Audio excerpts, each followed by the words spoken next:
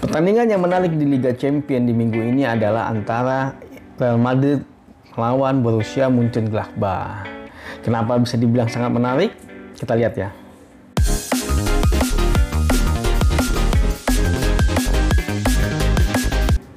Bagi kalian yang menyukai sepak bola, jangan lupa untuk subscribe channel ini ya.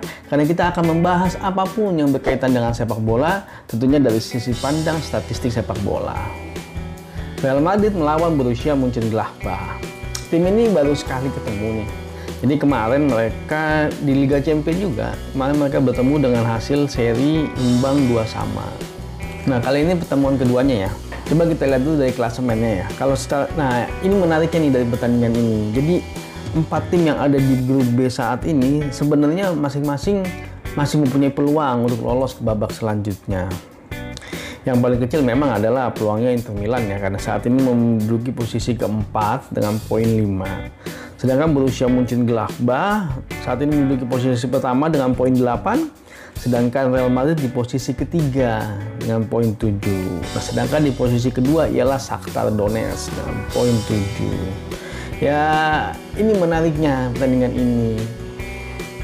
Bisa dibilang ini adalah ajang mati-matian dua klub ini harus memenangkan pertandingan ini. Karena jika ada yang kalah, sudah hampir dipastikan dia tidak akan lolos ke babak selanjutnya. Dan saat ini belum ada salah satu klub pun yang berada di posisi aman. Borussia Mönchengladbach ketika kalah dari Real Madrid akan tidak lolos, apalagi ketika Shakhtar Donetsk berhasil menang. Ya, peluangnya sama besar lah semua ini. Walaupun memang Inter Milan yang sangat kecil sekarang peluangnya untuk lolos. Menarik ya. Nah, ini layak untuk ditonton kalau menurut kami. Nah, sebenarnya sih ada pertandingan yang lain di Liga Champions ini yang menarik untuk ditonton, yaitu antara Barca melawan Juventus. Tapi ya dua klub itu sama-sama lolos ke babak selanjutnya. Nah, bisa jadi mereka tidak akan mengeluarkan tim intinya ya. Mungkin diistirahatkan ya supaya tidak terjadi cedera atau apa, karena ya nothing tulus lah karena sudah sama-sama lolos. Nah, kalau melihat 5 pertandingan sebelumnya ya memang bisa dibilang Real Madrid agak kurang stabil ya, karena dia 3 kali kalah dan hanya sekali menang.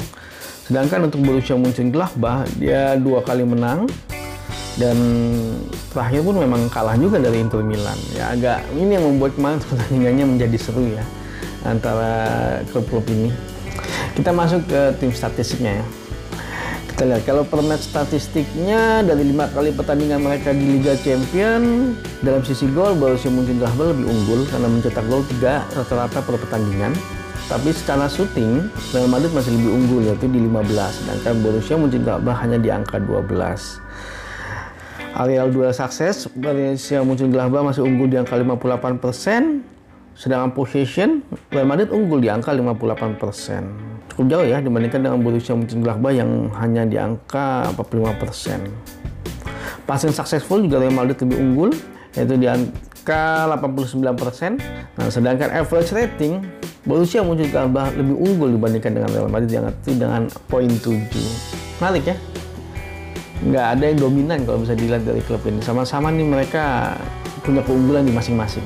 Oke, kita lihat situasional statistiknya ya. Kalau secara situasional statistik, secara conversion rate, Borussia Mönchengladbach lebih unggul yaitu di angka 26%. Cukup tinggi nih kalau menurut kami, di angka 26%, sedangkan Real Madrid hanya di angka 11%. Nah, kalau kita melihat gol per gamenya, Borussia Mönchengladbach dari 16 gol yang dia cetak, open play dari 9 gol, set pieces dari 4 gol, cukup besar kalau menurut kami, penalti 2 gol dan on goal 1 gol. Oke, sedangkan Real Madrid dari 9 gol yang dicetak, 6 dari open play, 1 dari set pieces, 1 dari penalti, dan 1 dari on goal. Tapi masing-masing tidak menerapkan permainan counter attack ya, karena tidak ada satupun gol yang berhasil dari counter attack. Sepertinya memang lebih banyak permainan dari kaki ke kaki ya. Coba kita lihat positional statistiknya. Secara positional statistik, Real Madrid dan Borussia Mönchengladbach sama-sama ini ya, merata serangannya baik dari sisi kiri, dari kanan, tapi memang agak kurang memang dari sisi tengah. Sepertinya memang dua tim ini lebih cenderung bermain di sayap ya, karena bisa dilihat Real Madrid Secara serangan dari sisi kiri itu sebanyak 40%, sedangkan dari sisi kanan ialah sebanyak 35%. Dan sedangkan Borussia Mönchengladbach dari sisi kanan ialah 40%, sedangkan dari sisi kiri ya 36%. Dan di tengah pun masing-masing hanya di angka 25 untuk Real Madrid dan 24% ya Borussia Mönchengladbach. Setipe juga sepertinya pertandingan ini. Ya mungkin karena itu juga kali ya pertandingannya kemarin berakhir dengan seri. Oke, kita lihat player statistiknya ya. Tadi kan udah ketahuan kalau secara average rating itu memang secara rating tuh Borussia Mönchengladbach itu lebih tinggi average ratingnya. Kita lihat sekarang. Kalau dari 5 pemain tertingginya memang ya bisa dibilang Borussia Mönchengladbach lebih dominan ya. Karena 4 pemainnya ternyata berhasil ada di peringkat teratas, yaitu Marcus Thuram yang di posisi pertama dengan angka 7,92, yang kedua ialah Alace Plea punya angka 7,8, yang ketiga pun dari Borussia Mönchengladbach itu Oscar Wendt dengan poin 7,74, yang keempat barunya ada Sergio Ramos yaitu dari Real Madrid dengan angka 7,59, tapi ini pun penampilannya hanya baru 2 kali ya.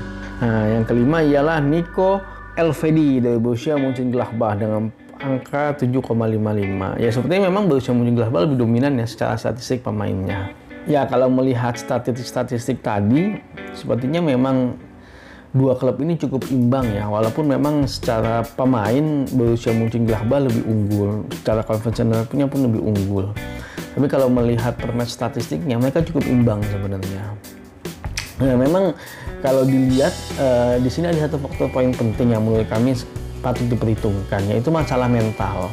Secara permainan di Liga Champions, Borussia Mönchengladbach ini jarang bermain di Liga Champions ya. Apalagi untuk pertandingan-pertandingan krusial ini mental sangat berpengaruh. Dan Real Madrid bisa dibilang secara mental sudah teruji dan mereka sudah sangat sering bermain di Liga Champions. Nah, ini adalah salah satu faktor penting yang menurut kami akan menentukan hasil dari pertandingan ini. Apalagi jika sampai pertandingan ini seri, bisa jadi Real Madrid nggak akan lolos.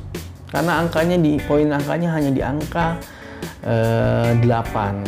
Sedangkan Borussia Mönchengladbach di angka 9. Nah, kalau misalnya ternyata Shakhtar Donetsk berhasil menang dari Inter Milan, ya Real Madrid nggak akan lolos. Jadi mau nggak mau Real Madrid ini saat ini harus menang. Jika sampai seri ataupun kalah, ya peluangnya untuk nggak lolos itu sangat besar. Ini mau nggak mau Real Madrid harus menang. Nah, kalau menurut kami itu akan menjadi poin penting. Nah, menurut kami mental sangat berpengaruh. Jadi kalau menurut analisa kami, kemungkinan pertandingan ini akan dimenangkan oleh Real Madrid. Nah, kalau misalnya Borussia Mönchengladbach lolos apa enggak ya kita nggak tahu. Karena kan tergantung hasil dari pertandingan Shakhtar Donetsk maupun dengan Inter Milan. Nah, kalau Inter Milan yang berhasil unggul, bisa jadi Borussia Mönchengladbach juga akan lolos. Tapi kalau ternyata yang menang ialah Shakhtar Donetsk, ya Borussia Mönchengladbach nggak akan lolos gitu. Ya, kita tunggulah. Inilah menariknya pertandingan ini.